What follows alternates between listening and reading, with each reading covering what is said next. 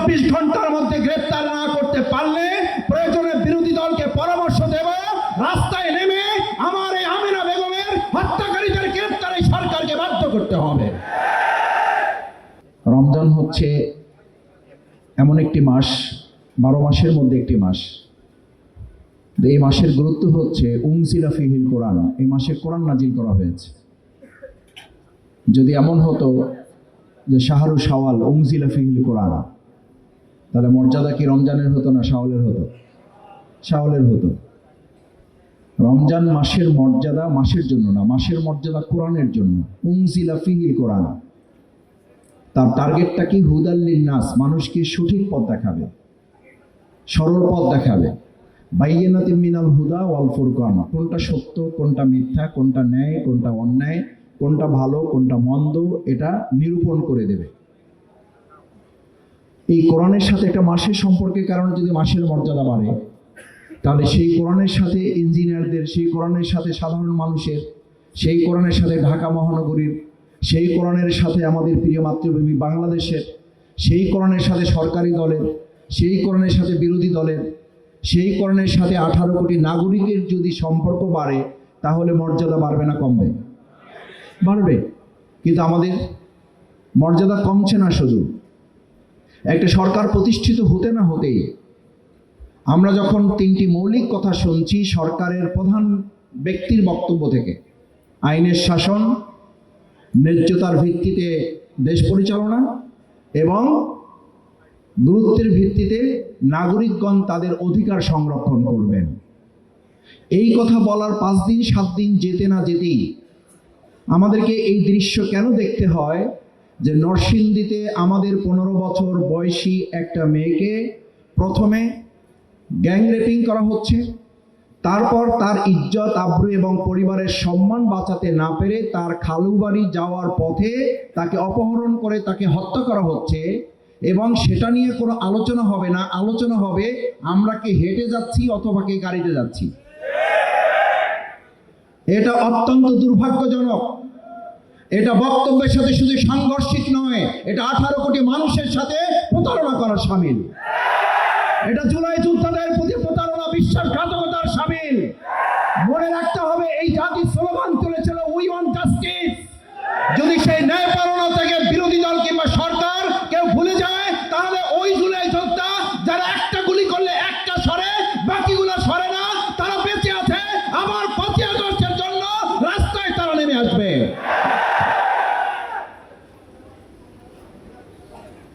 আমাদের মনে করার কোনো কারণ নাই 5ই আগস্ট হেলিকপ্টারে সবাই চলে গেছে।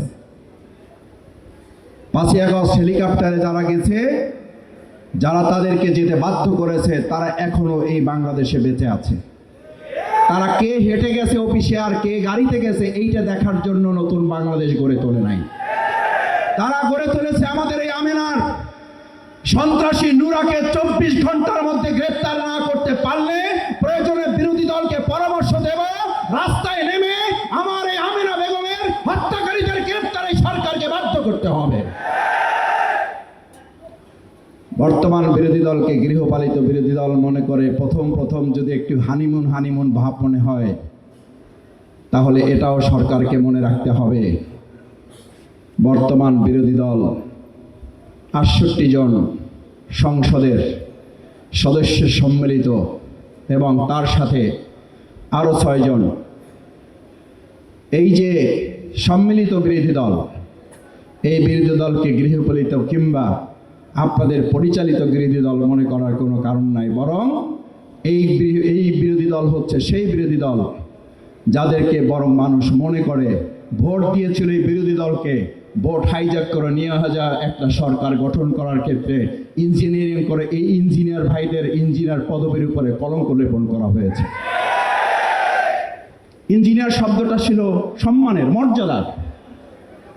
আমি এই কথাটা গাড়িতে আসতে ভাবছি যে আপনাদের সামনে শব্দটা উচ্চারণ করব কিনা।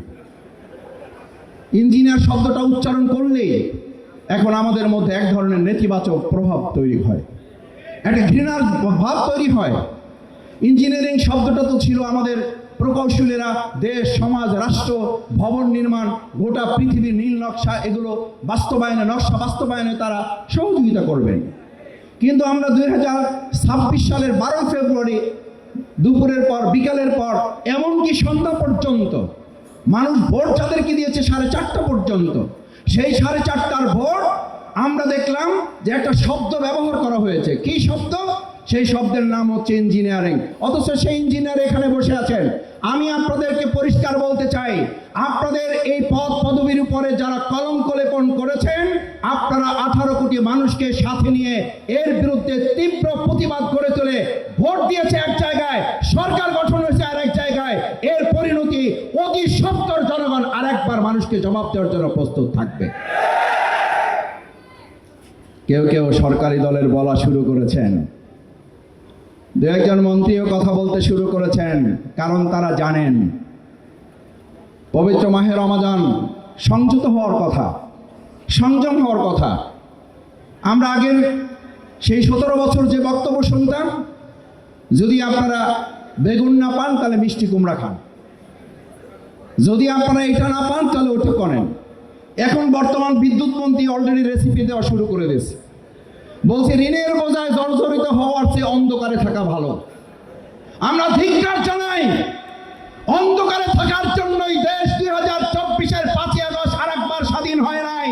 যদি না পারেন দায়িত্ব ছেড়ে দেন, আমরা আলোকিত বাংলাদেশ করার জন্য সিদ্ধান্ত নিতে চাই। আপনারা লুটতরাজ করবেন, বেগম পাড়ায় আপনারা কানাডায় ঘর বাড়ি করে তুলবেন, সুযোগ সুবিধা ভোগ করবেন, আন্দোলন সংগ্রামে আপনাদের নামে একটা মামলা হবে না, আপনারা জেলখানায় যাবেন না, কোন একটা রাষ্ট্রের প্রেসক্রিপশনে আপনারা মন্ত্রী হবেন, বাংলাদেশের মানুষকে অন্ধকারে রাখবেন।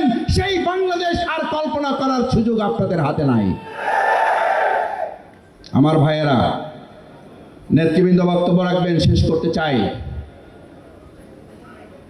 রাস্তাঘাটে রিক্সাওয়ালা, সম্মানিত শ্রমিকবৃন্দ পর্যন্ত আমাদেরকে এখন বলে, কয় স্যার, এই যারা মন্ত্রী টন্ত্রী হয়েছে এক অধিকাংশই তো 2024 সালের 5ই আগস্টের পর পর্যন্ত না, তারপরেও তো এরা আসার সময় 100 বার চিন্তা করছে আসবো আসবো না, আসবো আসবো না, আজকে না কালকে, কালকে না পরশু, পরশু না তরশু।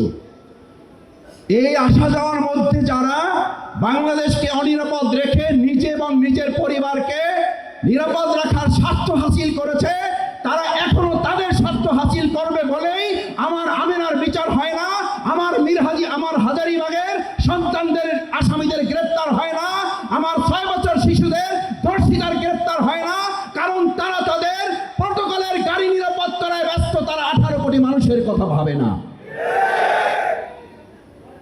আমার প্রকৌশলী ভাই এবং বোনেরা, আসুন, আমাদের এই বাংলাদেশকে সম্ভবত মনে হচ্ছে জনগণ বলতে শুরু করেছে আর একবার স্বাধীন করার জন্য হয়তো আবার আমাদেরকে রাজপথে নামতে হবে।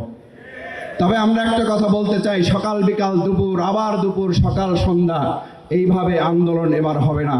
এবার আন্দোলন হবে 5ই আগস্ট সকাল থেকে আবার শুরু হবে, সকাল গড়িয়ে দুপুর যাবে না, দুপুরের আগে একটা পরিবর্তনের লক্ষ্যে ছাত্র জনতা এবং জনগণ রাজপথে নেমে গেলে তাদেরকে সামলাতে পারবেন না।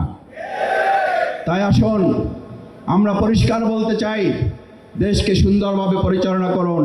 রমজান সংযমের মাস, কথাবার্তায় সংযমী হন, কাজের ক্ষেত্রে সংযমী হন, দেশের নাগরিকদের প্রতি সংযত আচরণ করুন এবং মানুষের মর্যাদা সমুন্নত রেখে যে বৈষম্য মুক্ত একটা বাংলাদেশ আমরা গড়ে তুলতে চেয়েছিলাম, আমাদের সন্তানরা যে জন্য জীবন দিয়েছে, আমাদের ভাইয়েরা যে জন্য জীবন দিয়েছে, আমাদের নেতৃবৃন্দ হাসতে হাসতে ফাঁসির মঞ্চে গিয়েছে, সেই বাংলাদেশের বিপরীত কোনো চিত্র দেখলে আবার এদেশের মানুষ একতাবদ্ধ হয়ে রাজপথে নামবে, তাতে কোনো সন্দেহ নেই।